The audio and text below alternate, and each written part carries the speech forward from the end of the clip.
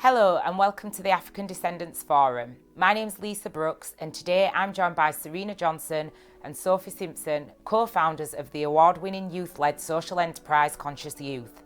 Conscious Youth supports young people within the local area and seeks to build their self-esteem and self-worth by changing their outlook on life, broadening their horizons and helping them to empower themselves.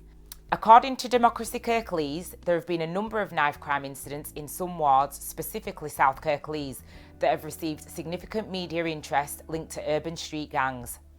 There are 6 priority wards that have been identified as in need of engagement, activity and enhanced work. These wards are Ashbrow, Crossland Moor, Netherton, Dalton, Batley East and West and Dewsbury West.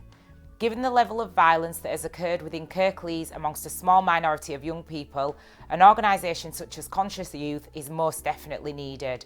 So I'd just like to welcome Serena and Sophie. Thank you for joining me today, ladies. Thank you, it's a pleasure. Yeah. So if we could just start out by telling us a bit more about Conscious Youth and the work that you do there. Okay, so we were formed in 2016 due to cuts to youth services. Okay. When we say youth-led, a lot of people will be like, what does that mean? For us, it means that young people are in the driving seat, they're consulted in everything we do, and they're the driving force of everything we do. Okay. So we do a range of things, don't we? So we have an open access youth club, Right. we have a leadership programme, we have targeted initiatives for girls and boys, and that's all about building their mental and emotional resilience. Okay. And we're constantly expanding, so we're doing events, we do the holiday activity programme, which is all about providing young people with activities in the holiday and a healthy meal as well. Yeah, that's brilliant. So yeah, we do a range of stuff. Have we missed out anything? We have our own facilities in Huddersfield Town Centre, so we provide in-house but also out-of-house services. But that space is also it's training meeting space that we open up to the community. That's but it's a space for them as well. So what the leader did you say you do a leadership course? Program. Yeah. So what does that entail? So we've just developed that. Right.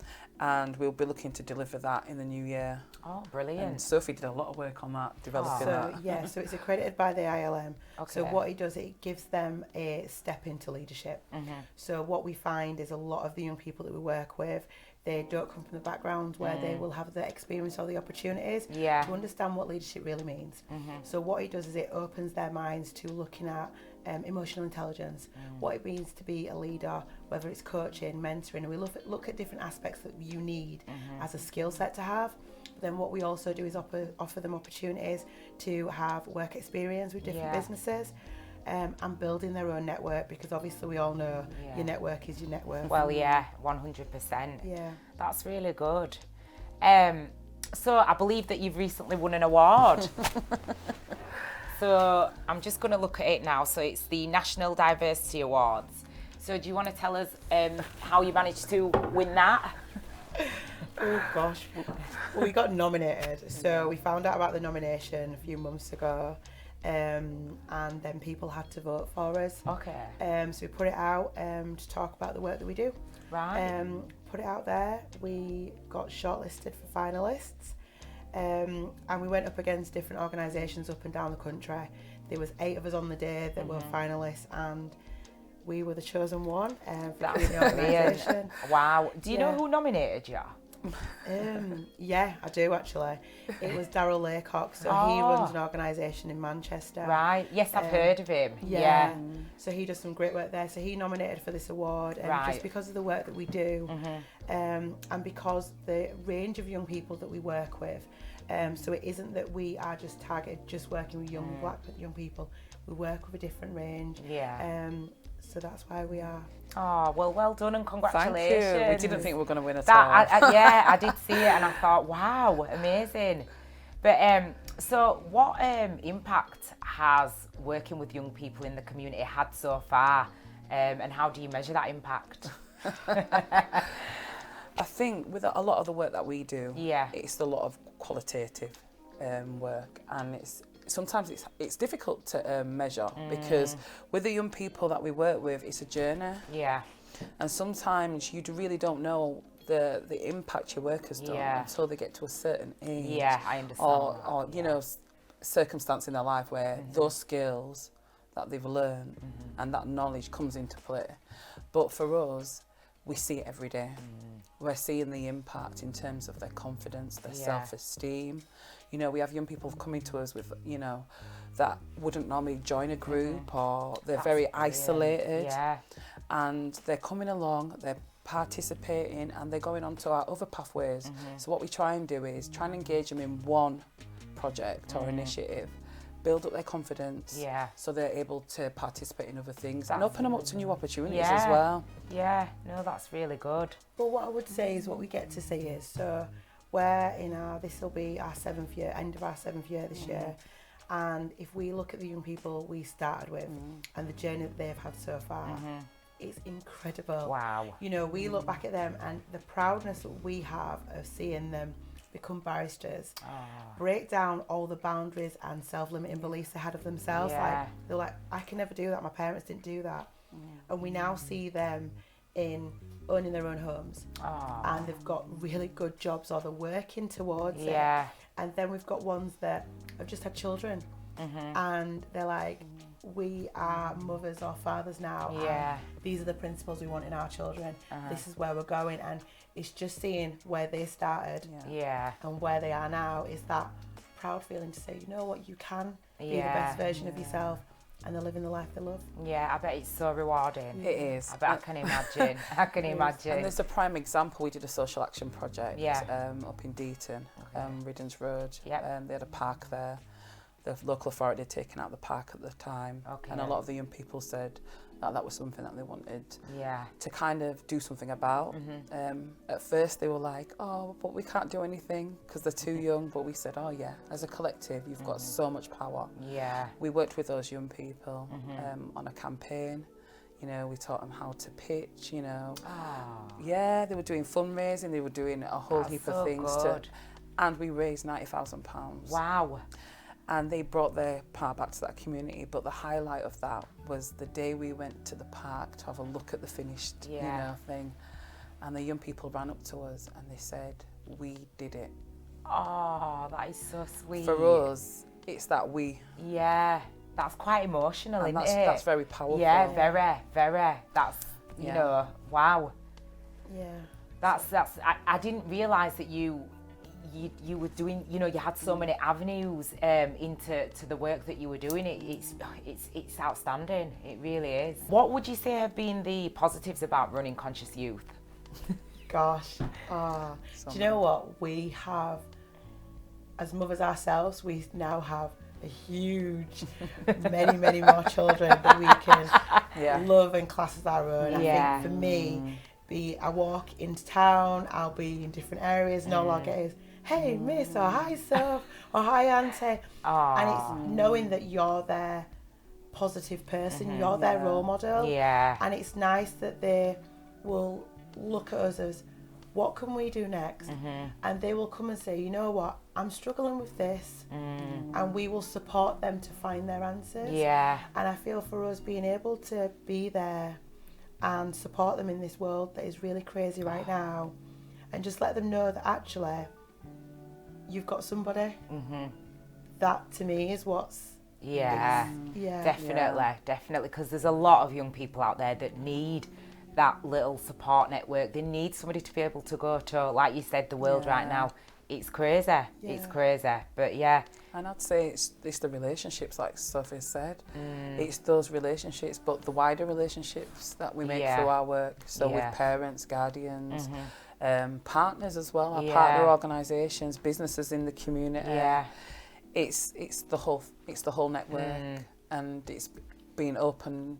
It's like it's a bigger family. No, I can understand that, and it must feel really, I don't know what word I'm looking for, Chrissy. You must feel really proud of the work that you've done so far, because like I said, it is actually, it's outstanding the work that you're doing with these young people. Well, we opened the building, so when we opened the building last year, for us that was a major positive, because we'd always said we need to get a space that's for them. Yeah. Because we're always renting out different community spaces, and you've always got to pack up, put down. Yeah. Whereas they got to design this building space and choose what equipment we had in there, activities that go on. It is their space. So for us, being able to open those doors and they walk in and they're like, hi, you all right? And you're like, yep, sign in. And they just come in and they're at home. You know, some days we get 90 young people walk through the door and we're stood there and we're like, wow, this is bursting.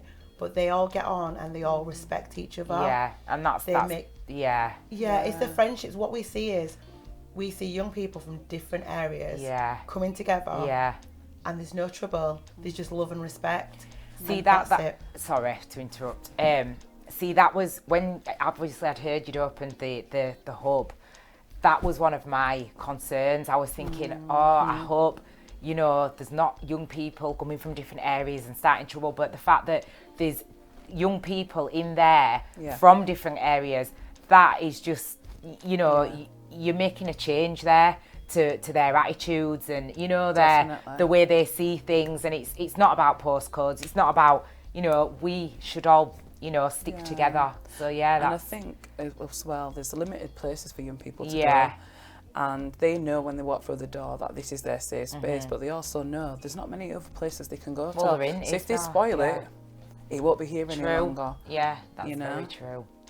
So what would you say has been your biggest challenge so far running the organisation? Biggest challenge? Funding. Yes. Right. It's always a challenge. Right. You know. Are you constantly having to apply for... Constantly. Oh gosh, that must be hard work. And I feel like since COVID, it's even more difficult now, because there's been new organisations that have been formed, you know, to kind of pick up the impact of COVID. Yeah. So the competition is much greater. But it's hard being a not-for-profit, I feel like, because you aren't doing it for the monetary. So it's about, how do people understand the value in the work that you do? How do they understand that young people matter? Because when we say we're youth-led, they get really scared, like, you're going to let them make decisions. And it's like, yeah, we are, because they're the future. So our challenge is always funding, because you're always writing a funding bid. Every 6 to 12 months you've got to write it, do evaluations, but you've got to then evidence and prove yourself.